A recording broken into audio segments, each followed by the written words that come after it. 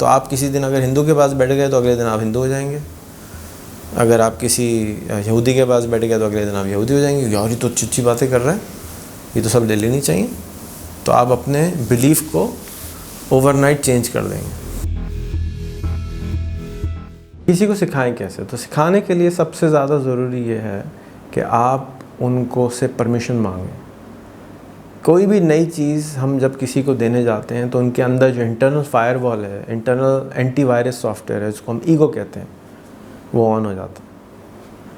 और उसको रोकने के लिए ज़रूरी है कि आप उनसे परमिशन ले लें। जैसे एंटीवायरस में लिखा हुआ आता है ना, एक नया सॉफ्टवेयर इंस्टॉल हो रहा है फ़ोन में, क्या आपकी इजाज़त है मैं इंस्टॉल कर दूँ? आप कहते हैं यस, तो एंटीवायरस कहता है कोई बात नहीं, आने दो। इंसान का एंटीवायरस का नाम है ईगो, अना। ये कोई ख़राब चीज़ नहीं है, ये एंटीवायरस है मेरे नज़दीक। उसका काम सिर्फ इतना है कि कोई भी नई चीज़ अंदर आने से फ़ौरन रोक देना है। अगर तो वो नहीं रोकेगा तो आप किसी दिन अगर हिंदू के पास बैठ गए तो अगले दिन आप हिंदू हो जाएंगे। अगर आप किसी यहूदी के पास बैठ गए तो अगले दिन आप यहूदी हो जाएंगे। यार ये तो अच्छी बातें कर रहा है, ये तो सब ले लेनी चाहिए। तो आप अपने बिलीफ को ओवरनाइट चेंज कर देंगे। अगर ये हो जाए तो इंसान की पर्सनैलिटी फिर अजीब व गरीब हो जाएगी।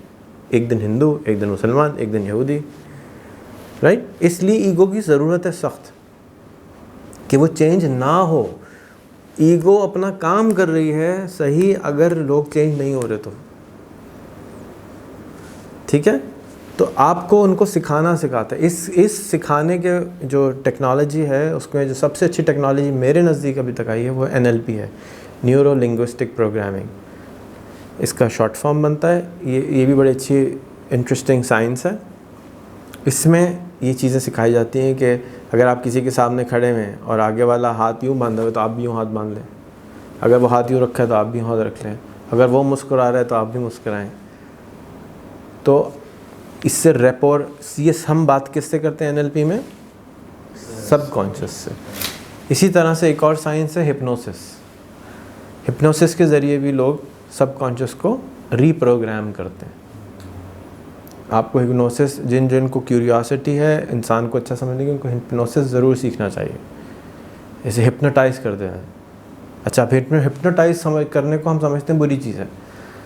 हर पॉलिटिशियन आपको हिप्नोटाइज़ करता है, हर एक्टर आपको हिप्नोटाइज़ करता है, हर अच्छा कपड़ा पहनने वाला आपको हिप्नोटाइज़ करता है, हर स्वीट ज़बान रखने वाला आपको हिप्नोटाइज़ करता है। स्वीट ज़बान वाला, भाई जानी क्या हाल है, हिप्नोटाइज़ हो गया आप। हिप्नोटिज़म। इसी तरह से आप किसी भी फिल्म में जाके बैठते हैं और आप रो रहे हैं तो आप तो हिप्नोटाइज़ हो गए हैं। अगर आप किसी फिल्म में हंस रहे हैं तो आप हिप्नोटाइज़ हो रहे हैं।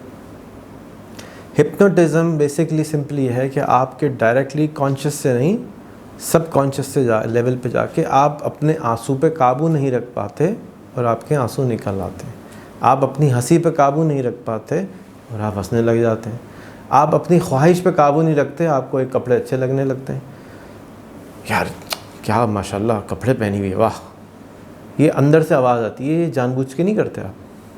तो वो कपड़े आपको हिप्नोटाइज़ कर देते हैं। ये है हिप्नोटिज़म, कि आपने दूसरे लोगों को किस तरह से शीशे में उतार लेना है।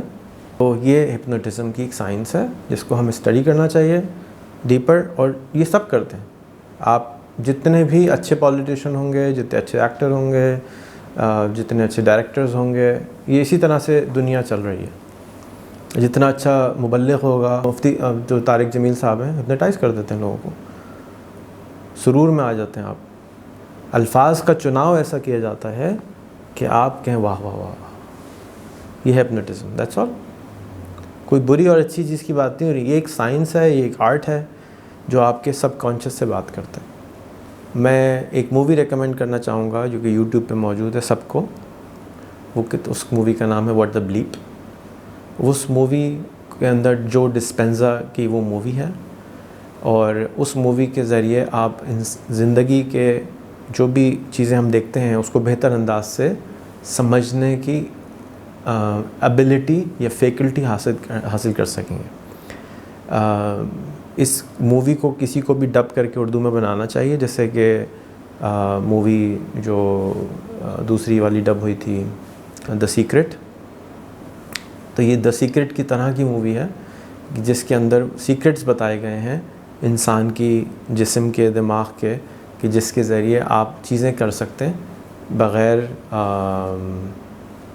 बग़ैर किसी पैसे के, अपने अंदर एबिलिटी चेंज करके।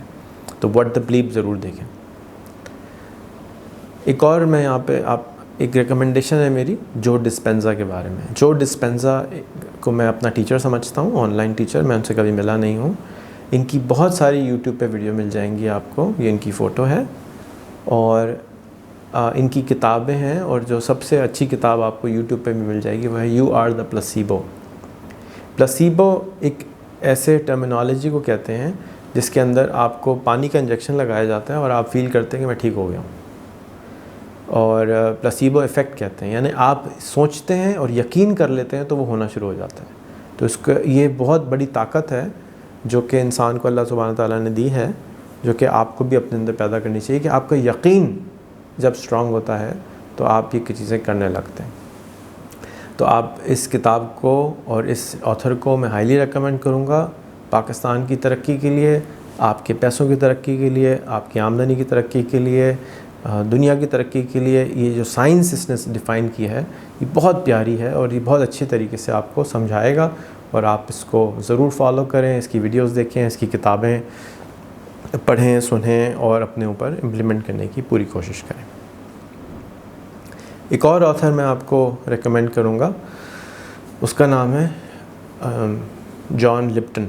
अगर आपको कैंसर है या किसी जानने वाले को कैंसर है तो इसको आप ज़रूर फॉलो करें। जो लिप्टन साहब जो हैं वो एपिजेनेटिक्स पे काम करते हैं। एपिजेनेटिक्स उस साइंस को कहते हैं जो सोच से डीएनए को चेंज हो जाती है, यानी जो आपका सॉफ्टवेयर का जो माइक्रो कोड है वो आपका डीएनए है, और उस डीएनए के अंदर लिखा हुआ है कि आप 50 साल के होंगे तो आपके बाल गिर जाएंगे, आप 20 साल के होंगे तो इतनी ताकत आ जाएगी, आप 30 साल के होंगे तो ऐसा हो जाएगा, 20 मैच्योर होंगे तो ये होगा, बाल आ जाएंगे, बाल चले जाएंगे, ये सब डीएनए में लिखा हुआ है। तो डीएनए, ये जो कोविड-19 है ये हमारे डीएनए को आरएनए लेवल पे जाके मॉडिफाई करता है और हमें बीमार कर देता है।